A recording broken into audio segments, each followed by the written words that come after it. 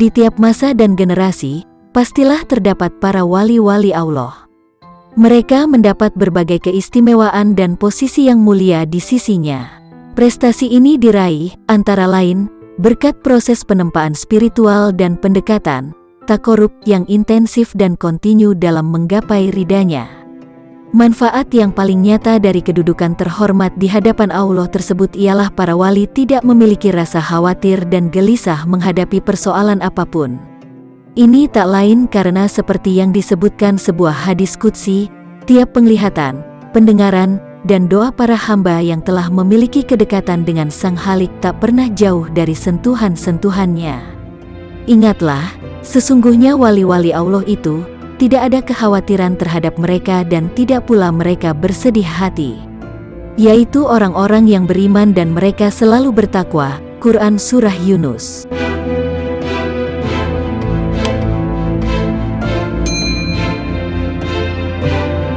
Para wali Allah tersebut, ada pula yang berasal dari generasi sahabat, salah satunya adalah Abu Muwallaq.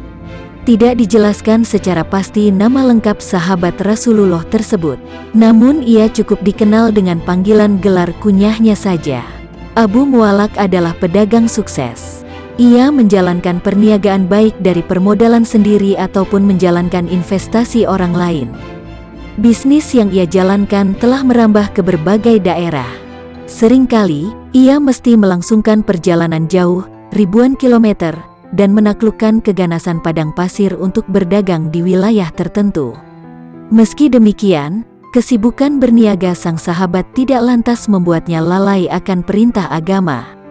Justru, gemerlap duniawi mampu ia redam dengan gelora ketaatan dan ketakwaan.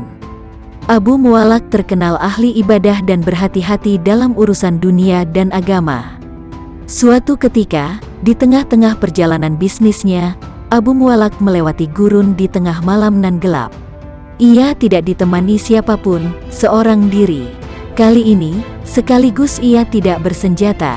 Tiba-tiba, datanglah seorang penyamun yang mempersenjatai diri dengan sebilah pedang, lalu menghadang sang sahabat. Sang perampok lantas menghunuskan pedangnya di leher Abu Muwallaq.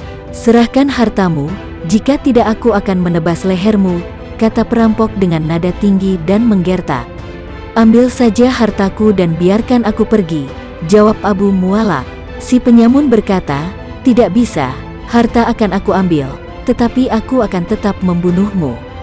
Kondisi genting yang dihadapi Abu Muwallaq tak membuatnya takut dan gentar. Ia tidak membalas ancaman fisik itu dengan kekerasan, akan tetapi sebaliknya ia malah mengajukan permohonan kepada si perampok agar diizinkan salat 4 rakaat sebelum si perampok mengeksekusinya. "Izinkan saya salat terlebih dahulu sebelum Anda membunuhku," pinta Abu Muwallaq. Permintaannya pun dikabulkan. Kemudian, Abu Muwallaq berwudu dan salat 4 rakaat. Di penghujung salatnya, detik-detik akhir sujudnya, ia berdoa agar Allah melindungi keselamatan jiwanya dari si perampok.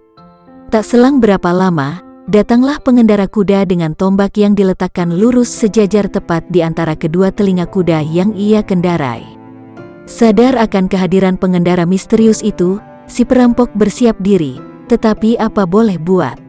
Si pengendara kuda itu lebih lincah dan lihai. Perampok pun akhirnya terbunuh. Usai duel maut, pengendara itu mendekati Abu Muwallaq. Dengan rasa penasaran dan penuh keheranan, ia bertanya kepada pengendara misterius, siapakah gerangan dirinya. Pengendara misterius menjawab, "Berdirilah. Aku adalah malaikat dari langit keempat. Aku mendengar suara bisikan di pintu-pintu langit pasca doa pertama yang engkau panjatkan. Setelah doa keduamu, aku mendengar keributan di antara penghuni langit. Pada pamungkas doamu, aku menerima kabar bahwa itu adalah doa dari hamba yang meminta pertolongan. Lantas, aku pun meminta Allah agar mengeksekusi si perampok."